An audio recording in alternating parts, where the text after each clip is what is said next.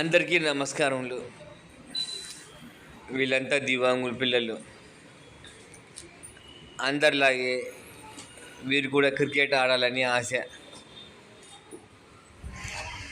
ఎంతో ఆత్మవిశ్వాసంతో బౌలింగ్ చేయటం, బ్యాటింగ్ చేయటం, ఫీల్డింగ్ చేయటం ఏమాత్రం మన ఇండియా ప్లేయర్కి తగ్గరు.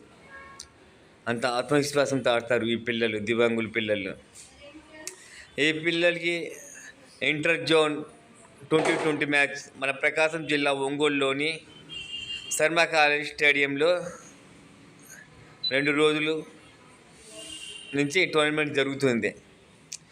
ఈరోజు రేపు జరుగుతుంది.